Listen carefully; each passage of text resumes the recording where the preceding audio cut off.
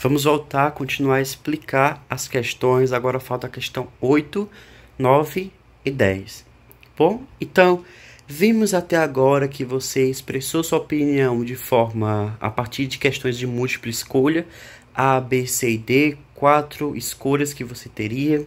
Então, você utilizou da capacidade de fazer a associação e exclusão.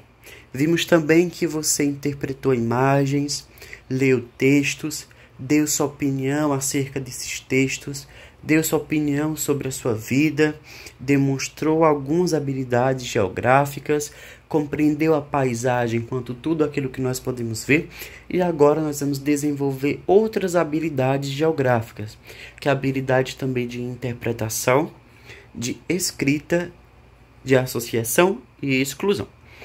Oitava questão diz o seguinte: observe a charge e responda corretamente.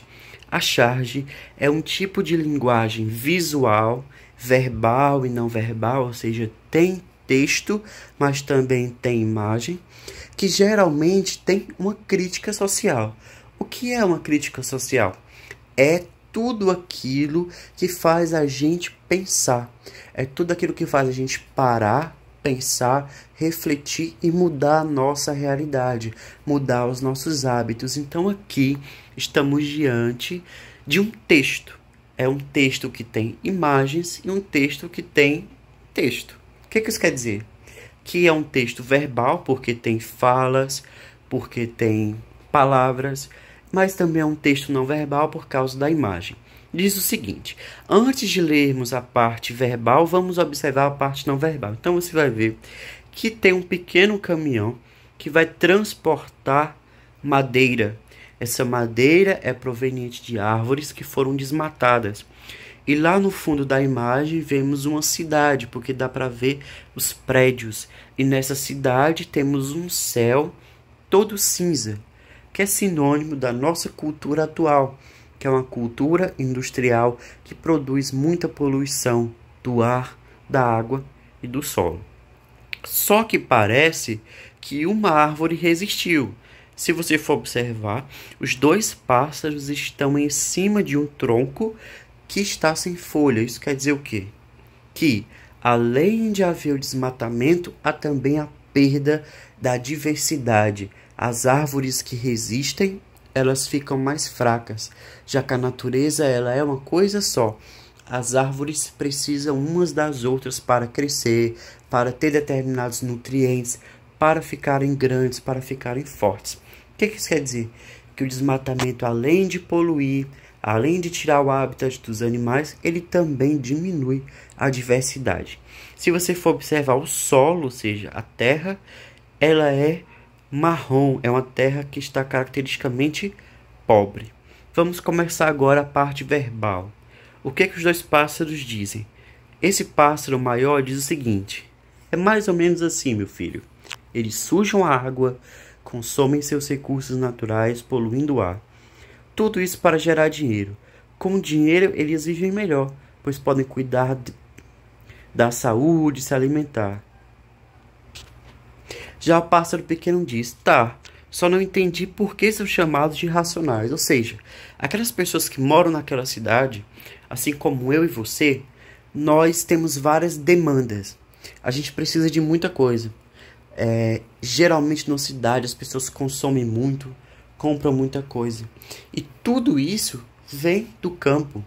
Então quando você come carne, você está comendo uma carne que veio de uma produção pecuária, de criação de animais, que eles precisaram desmatar, destruir o ambiente para que aquele animal pudesse ter pasto para sobreviver. Ou seja, as nossas ações que nos beneficiam causam consequências ruins para a natureza. Vamos ver quais as 4 opções estão mais adequadas. A primeira: a charge retrata os benefícios do desmatamento para os animais? Não. Retrata nenhum benefício, já que todo mundo sofre. Por quê? Se for observar aquela cidade, ela está coberta de poluição. O céu está cinza. Isso é ruim, porque vai causar poluição do ar e também problemas de saúde, problemas respiratórios. Então, quando o ser humano destrói a natureza, ele também está se destruindo. Por quê? Porque eu e você somos natureza. Nós somos partes integrantes da natureza. A gente quer ficar afastado dela, mas isso não existe. Nós somos natureza, nós somos naturais. Nós não somos artificiais. Eu e você não somos produzidos por máquina.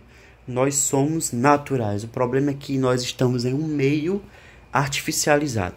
Então não é o item A. B. O desmatamento é uma consequência negativa, ou seja, ruim, da ação humana, daquilo que nós fazemos na natureza. Certíssimo.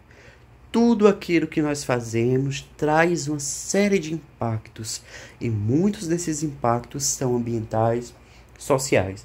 Voltam para a gente, mais claro, geralmente as pessoas mais pobres sofrem mais do que isso. Mas vamos ver por que as duas últimas alternativas estão erradas. Terceira alternativa: os pássaros da charge se mostram felizes com a situação. Não, os dois estão indignados.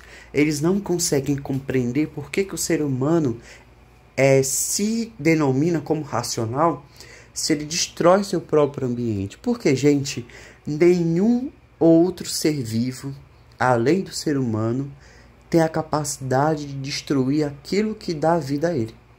Nenhum outro animal, nenhum outro consegue destruir aquilo que é fonte de sua vida. Apenas eu e você, nós, seres humanos. Isso é muito triste, mas característico de nosso tempo. Quarto item: não podemos fazer nada para mudar essa realidade. Nós podemos sim. Vimos nas questões anteriores que até o ato de desperdiçar água e energia causa algum tipo de impacto, algum tipo de consequência. Então, quando você usa os recursos de uma forma racional, de uma forma que é a partir das suas necessidades, é muito melhor do que usar de uma forma sem pensar.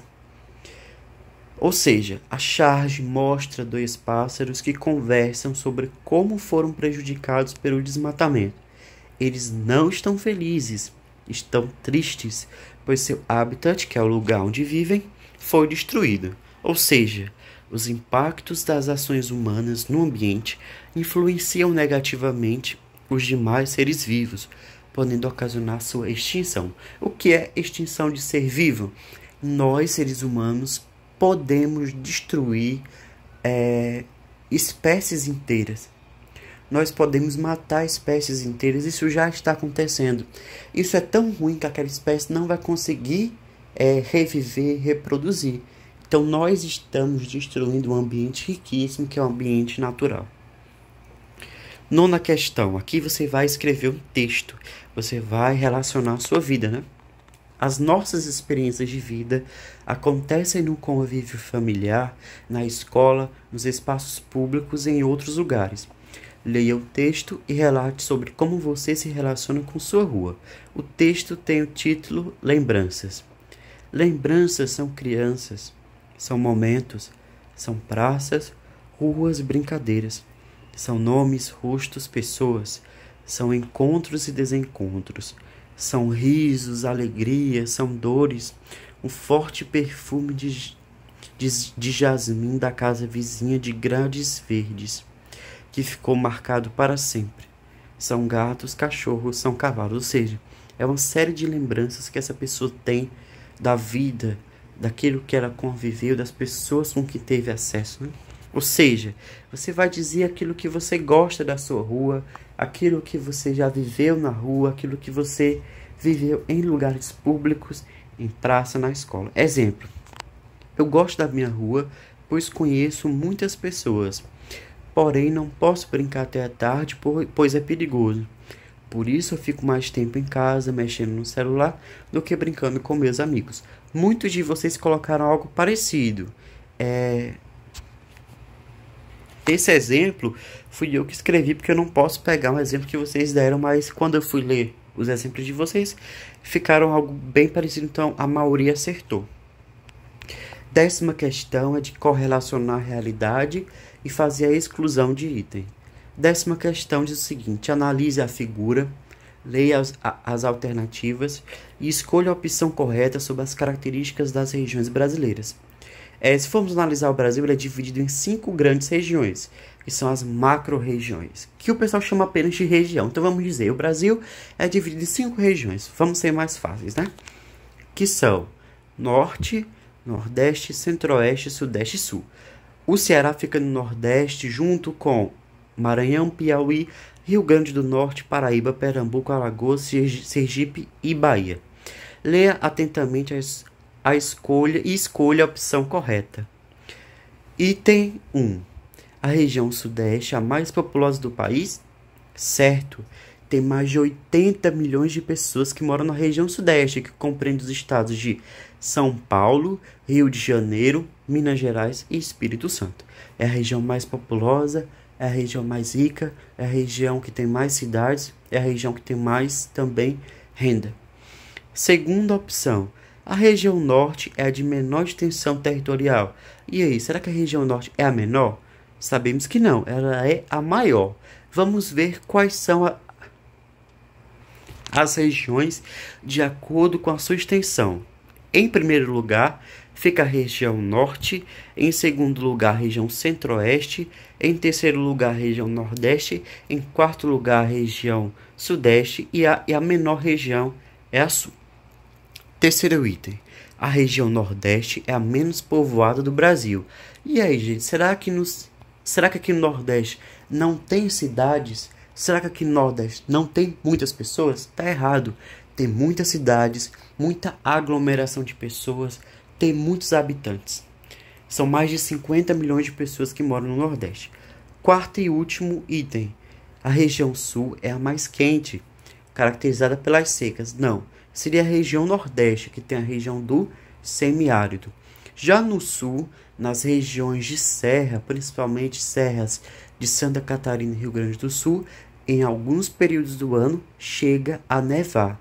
Isso mesmo, no Brasil neva em alguns períodos do ano em algumas áreas da região Sul. Então, gente, muito obrigado. Se você tiver alguma dúvida, coloque nos comentários e até a nossa próxima aula.